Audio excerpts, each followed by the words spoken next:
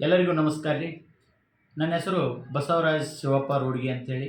ನಾನು ಪ್ರಾಚಾರ್ಯರಾಗಿ ಶ್ರೀ ಭಾಗ್ಯವಂತಿ ಆಂಗ್ಲ ಮಾಧ್ಯಮ ಪಬ್ಲಿಕ್ ಶಾಲೆಯಲ್ಲಿ ಸೇವೆಯನ್ನು ಸಲ್ಲಿಸುತ್ತಿದ್ದು, ಇಲ್ಲಿವರೆಗೂ ಸರಿಸುಮಾರು 2-3 ಪ್ರಶಸ್ತಿಗಳನ್ನು ಪಡೆದುಕೊಂಡಿರ್ತಕ್ಕಂಥ ಒಂದು ಹೆಮ್ಮೆ. ಕಾವ್ಯಶ್ರೀ ಆಗಿರ್ಬೋದು, ಅತ್ಯುತ್ತಮ ಶಿಕ್ಷಕ ಆಗಿರ್ಬೋದು, ಕಾಯಕ ಯೋಗಿ ಆಗಿರ್ಬೋದು, ಅನೇಕ ಪ್ರಶಸ್ತಿಗಳನ್ನು ಪಡೆಯೋದ್ರ ಜೊತೆಗೆ ಮಕ್ಕಳೊಂದಿಗೆ ಅತ್ಯಂತ ಸಂತೋಷಕರವಾಗಿರ್ತಕ್ಕಂಥ ಒಂದು ಬದುಕನ್ನು ಸಾಗಿಸಿರ್ತಕ್ಕಂಥ ನೆಮ್ಮದಿ ನನಗಿರ್ತಕ್ಕಂಥದ್ದು. ಸೊ ನಿನ್ನಿನ ದಿವಸ ಹಿಂದಿನ ವಿಡಿಯೋದಲ್ಲಿ ಏನು ಮಾಡಿದ್ದೀವಿ ಅಂತಂದರೆ, ಮಕ್ಕಳನ್ನು ಯಾವ ರೀತಿಯಾಗಿ ಅಭ್ಯಾಸದ ಹವ್ಯಾಸವನ್ನು ಬೆಳೆಸೋದು ಅಂಥೇಳಿ ಚರ್ಚೆ ಮಾಡಿದ್ದಾಗ್ಯದ.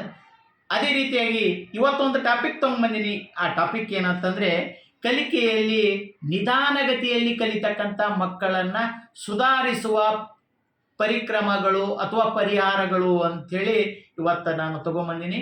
ನಿಜವಾಗಲೂ ಯಾವುದೇ ಮಕ್ಕಳು ಕಲಿಕೆಯಲ್ಲಿ ಹಿಂದುಳಿದದ್ದು ಮುಂದುವರೆದಿದ್ದು ಅಂತಕ್ಕಂಥದ್ದು ಯಾವುದೇ ವಿಭಾಗಗಳಿಲ್ಲ. ಅವರವರ ಕಲಿಕೆಗೆ ಅನುಗುಣವಾಗಿ ಶಿಕ್ಷಕರಾಗಲಿ, ಪಾಲಕರಾಗಲಿ ಹಾಗೂ ಶಾಲಾ ವಾತಾವರಣವಾಗಲಿ ಇವೆಲ್ಲವುಗಳನ್ನು ಕಲಿಕೆಯಲ್ಲಿ ಹಿಂದುಳಿದ ಮಕ್ಕಳನ್ನು ಸುಧಾರಿಸಲು ಅನೇಕ ಕ್ರಮಗಳದಾವೆ.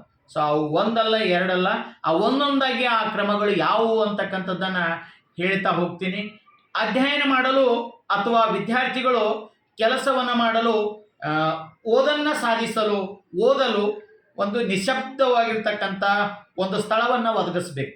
ಇದರಿಂದ ಅವರಲ್ಲಿ ಯಾವುದೇ ರೀತಿ ಗೊಂದಲಗಳು ಉಂಟಾಗುವುದಿಲ್ಲ ಅಂತಕ್ಕಂಥದ್ದು ಮೊದಲನೇದು. ಎರಡನೇದಾಗಿ, ಗಮನವನ್ನು ಸೆಳೆಯಲು ಸಹಾಯ ಮಾಡಲು ಹೋಮ್ವರ್ಕ್ ಮತ್ತು ಅಸೈನ್ಮೆಂಟ್ಗಳನ್ನು ಕೊಡಬೇಕು ಮಕ್ಕಳಿಗೆ. ಆ ಕಲಿಕೆಯಲ್ಲಿ ಹಿಂದುಳಿದಿರ್ತಕ್ಕಂಥ ಮಕ್ಕಳನ್ನು ನೀವು ಯಾವ ರೀತಿ ಶಿಕ್ಷಕರಾಗಿರ್ತಕ್ಕಂಥವ್ರು ಅವರ ಗಮನವನ್ನು ಕೇಂದ್ರೀಕರಿಸಬೇಕಂದ್ರೆ, ಆ ಮಕ್ಕಳನ್ನು ನಿಮ್ಮಡೆಗೆ ಪ್ರೀತಿ ಮತ್ತು ವಿಶ್ವಾಸ ಹಾಗೂ ಸ್ನೇಹಮಯವಾಗಿರ್ತಕ್ಕಂಥ ಅನುಬಂಧದೊಂದಿಗೆ ಮಕ್ಕಳನ್ನು ನಿಮ್ಮಡೆಗೆ ಸೆಳೆದುಕೊಳ್ಳುವುದು. ತದನಂತರ ಮತ್ತೆ ವಿದ್ಯಾರ್ಥಿಗಳಿಗೆ ಪ್ರಶ್ನೆಯನ್ನು ಕೇಳಲು ಪ್ರೋತ್ಸಾಹಿಸುವುದು. ನಿಮ್ಮ ಪಾಠವನ್ನು ಮಾಡಿದ ನಂತರ ಆ ಪಾಠಕ್ಕೆ ಸಂಬಂಧಪಟ್ಟಿರ್ತಕ್ಕಂಥದ್ದು ಎಲ್ಲ ವಿದ್ಯಾರ್ಥಿಗಳು ಪ್ರಶ್ನೆ ಮಾಡಲು ಮುಕ್ತವಾಗಿರ್ತಕ್ಕಂಥ ವಾತಾವರಣವನ್ನು ಸೃಷ್ಟಿ ಮಾಡುವುದು.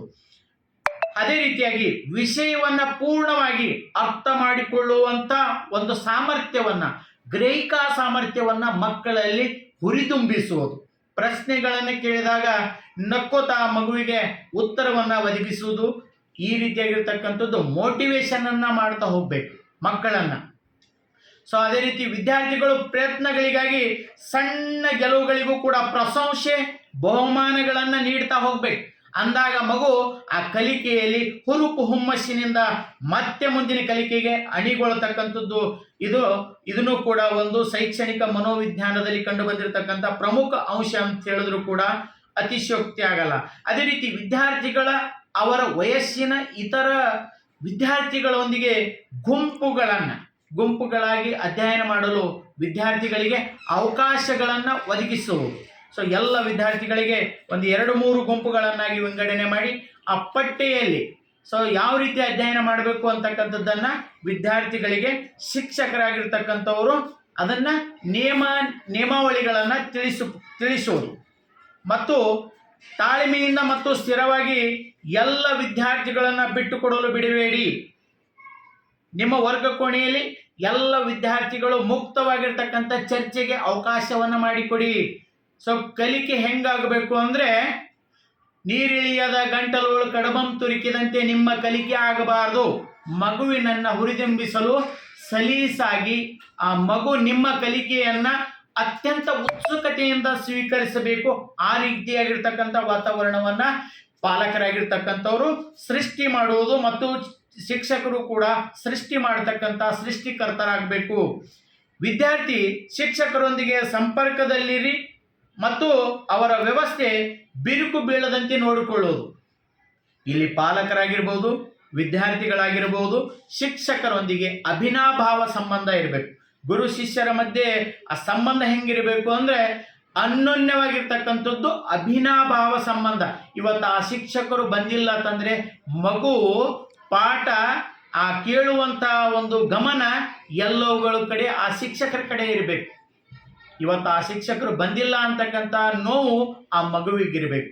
ಶಿಕ್ಷಕರಾಗಿರ್ತಕ್ಕಂಥವ್ರು ಆ ಮಗುವಿನನ್ನು ಆ ರೀತಿಯಾಗಿ ಹಚ್ಕೊಂಡಾಗ ಮಾತ್ರ ಯಾವುದೇ ನಿಧಾನಗತಿಯಲ್ಲಿ ಕಲಿತಕ್ಕಂಥ ಮಕ್ಕಳು ನಿಮ್ಮ ವರ್ಗ ಕೋಣೆಯಲ್ಲಿ ಕಾಣಲು ಸಾಧ್ಯವಿಲ್ಲ.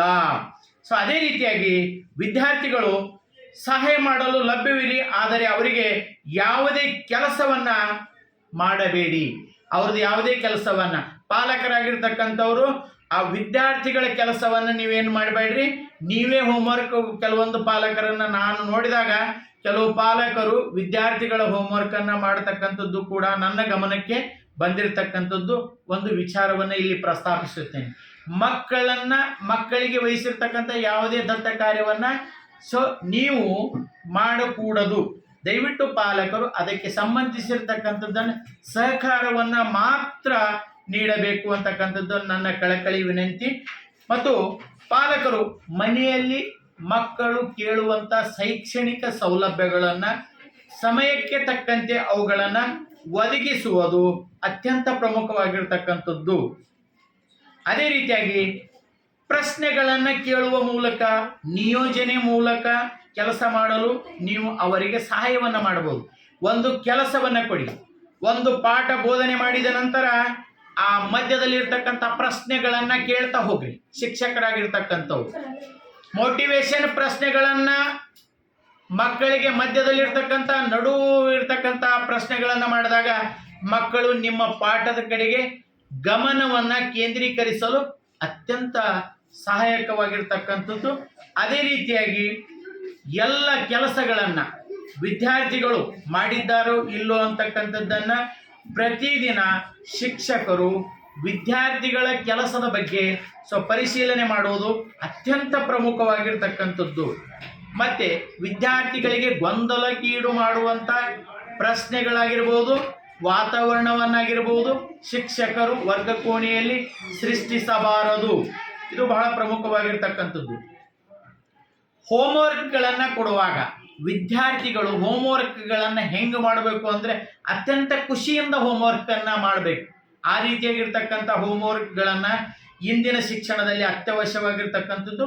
ಹೋಮ್ವರ್ಕ್ ಎಷ್ಟು ಇರಬೇಕು ಅಂದರೆ ಚಿಕ್ಕದಾಗಿರಬೇಕು, ಸಣ್ಣದಾಗಿರಬೇಕು, ಆದರೆ ಅದರಲ್ಲಿ ಇರ್ತಕ್ಕಂಥ ವಿಷಯ ಬಹಳಷ್ಟು ಅರ್ಥವನ್ನು ಸೂಚಿಸುವಂಥ ಹೋಮ್ವರ್ಕ್ಗಳನ್ನು ನೀವು ಕೊಡಬೇಕು ಅಂತಕ್ಕಂಥದ್ದನ್ನು ನನ್ನ ಒಂದು ಸಲಹೆ. ಅದೇ ರೀತಿಯಾಗಿ ಆ ವಿದ್ಯಾರ್ಥಿಗಳು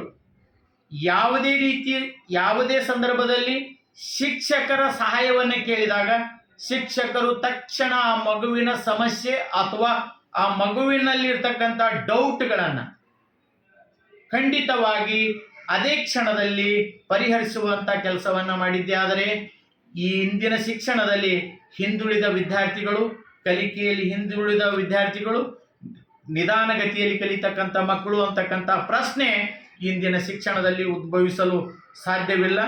ಅದೇ ರೀತಿ ಪಾಲಕರು ಕೂಡ ಶಾಲೆಯಿಂದ ಮಕ್ಕಳು ಮನೆಗೆ ಬಂದ ನಂತರ ಪಾಲಕರು ಕೂಡ ಮಕ್ಕಳಿಗಾಗಿ ಒಂದಷ್ಟು ಸಮಯವನ್ನು ನಿಗದಿ ಮಾಡಿ ಮಕ್ಕಳ ಜೊತೆಗೆ ಖುಷಿಯಾಗಿ ಸಂತೋಷದಿಂದ ಒಂದೆರಡು ಮಾತುಗಳನ್ನು ಆಡಿ ಅವ್ರ ಜೊತೆಗೆ ಕುತ್ಕೊಂಡು ಒಂದು 10 ನಿಮಿಷ ಟೈಮನ್ನು ಸ್ಪೆಂಡ್ ಮಾಡಿ. ಆಗ ಮಕ್ಕಳಲ್ಲಿರ್ತಕ್ಕಂಥ ಖುಷಿ ಇಮ್ಮಡಿಗೊಳ್ಳಲಿಕ್ಕೆ ಸಾಧ್ಯ ಅದ.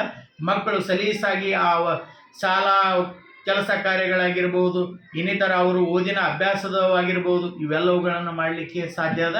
ಅದೇ ರೀತಿಯಾಗಿ ನಾನು ಮುಂದಿನ ದಿನಮಾನಗಳಲ್ಲಿ ಮುಂದಿನ ವಿಡಿಯೋದಲ್ಲಿ ಮಕ್ಕಳು ಯಾವ ರೀತಿಯಾಗಿ ಪರೀಕ್ಷೆಯನ್ನು ನಿರ್ಭಯವಾಗಿ ಪರೀಕ್ಷೆಗಳನ್ನು ಬರಿಬೇಕು ಅಂತಕ್ಕಂಥದ್ದನ್ನು ನಿಮ್ಮ ಮುಂದೆ ಮತ್ತೆ ಮತ್ತೊಂದು ವಿಡಿಯೋದೊಂದಿಗೆ ಬರ್ತೀನಿ. ನಮಸ್ಕಾರ. ಜೈ ಭಾಗ್ಯವಂತಿ.